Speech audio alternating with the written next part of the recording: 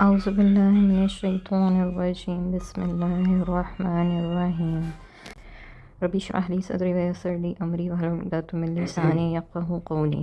سورہ المائدہ آیت number 14 to 16۔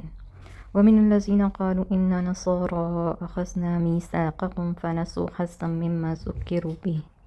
اسی طرح ہم نے ان لوگوں سے بھی پختہ عہد لیا تھا جنہوں نے کہا تھا کہ ہم نصارہ ہیں، انہیں بھی جو ہدایتیں دی گئی تھیں ان کا اکثر حصہ انہوں نے بھلا دیا، جس کے نتیجے میں ہم نے قیامت تک ان کے درمیان دشمنی اور کینے بیج بو دیا، اور ان قریب اللہ انہیں وہ سب کچھ بتا دے گا جو وہ اس دنیا میں کرتے رہے۔ نصارہ سے بھی اسی قسم کا پختہ عہد لیا گیا تھا، تو انہوں نے بھی وہی کچھ کیا جو یہود نے کیا تھا۔ انہوں نے بھی کتاب اللہ سے ہدایت حاصل کرنا چھوڑ دیا اور فلسفیانہ اور راہبانہ قسم کی باتوں میں لگ گئے، جس کا نتیجہ یہ نکلا کہ وہ کئی فرقوں میں بٹ گئے اور ایک دوسرے کی تکفیر کرنے لگے، اور مستقل طور پر ان میں جو ہے وہ دشمنی کا بیج پرورش پانے لگا۔ پھر اسی پر ہی معاملہ ختم نہ ہوا، بلکہ نصارہ اور یہود میں مستقل طور پر عداوت اور دشمنی چل نکلی۔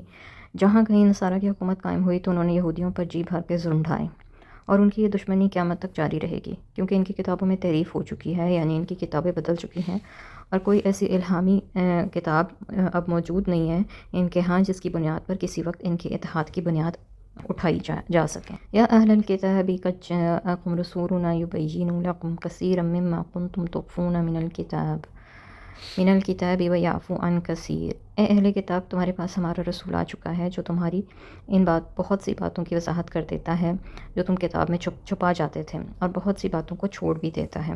اب تمہارے پاس اللہ کی طرف سے روشنی اور ایسی واضح کتاب آ چکی ہے۔ اس آیت سے معلوم ہوتا ہے کہ اہل کتاب نے بے شمار آیات کی یا تو تعویل کر ڈالی تھی یا پھر انہیں لوگوں سے چھپایا کرتے تھے، اور اللہ تعالیٰ نے رسول اللہ صلی اللہ علیہ وسلم کو ایسی آیات کا علم عطا کیا ہوا تھا۔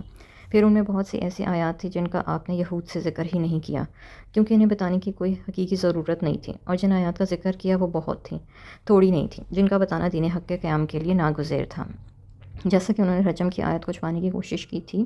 ابن عمر سے روایت ہے کہ آپ کے پاس ایک یہودی مرد اور عورت کو لایا گیا جنہوں نے زنا کیا تھا۔ آپ نے یہود سے پوچھا، تم اپنی کتابوں میں اس کا کیا حکم پاتے ہو؟ وہ کہنے لگے، ہمارے علماء ایسے لوگوں کا منہ کالا کر کے گدھے پر سوار کرتے ہیں اور گشت کراتے ہیں۔ عبداللہ بن سلام نے کہا، یا رسول اللہ صلی اللہ علیہ وسلم، ان کے علماء کو تورات سمیت بلائیے۔ جب تورات لائی گئی تو ان میں سے ایک نے رجم کی آیت پر ہاتھ رکھ کر آگے پیچھے سے پڑھنا شروع کر دیا۔ عبداللہ بن سلام نے اسے کہا کہ اپنا ہاتھ تو اٹھاؤ۔ اس نے ہاتھ اٹھایا تو نیچے سے رجم کی آیت نکلی، چنانچہ آپ نے انہیں رجم کا حکم دے دیا اور وہ سنگسار کیے گئے۔ اسی طرح وہ لوگ رسول اللہ صلی اللہ علیہ وسلم کی بعثت سے متعلق سب آیات کو چھپا جاتے تھے۔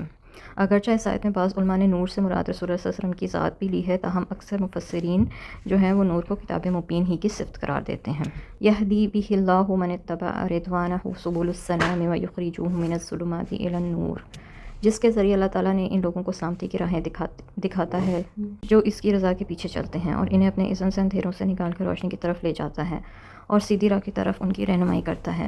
یعنی قرآن کے ذریعے اللہ تعالیٰ لوگوں کو غلط انداز فکر، غلط رجحانات اور غلط نظریات سے محفوظ رکھتا ہے اور انہیں صراط مستقیم کی روشنی کی طرف لے آتا ہے، بشرطے کہ انسان کا جو دل ہے وہ قلب سلیم ہو اور عقل صحیح ہو، تو وہ قرآن سے رہنمائی حاصل کرنے کی کوشش کرے، اور جو شخص اپنے پہلے سے قائم کردہ غلط نظریات کو قرآن سے کشید کرنے کی کوشش کرے گا، یعنی قرآن سے میچ کرنے کی کوشش کرے گا، یا اپنے خواہش و نفس کی پیروی میں قرآن سے دلائل طلب کرنے کی کوشش کرے گا، تو ایسا شخص اسی قرآن سے گمراہ بھی ہو جاتا ہے۔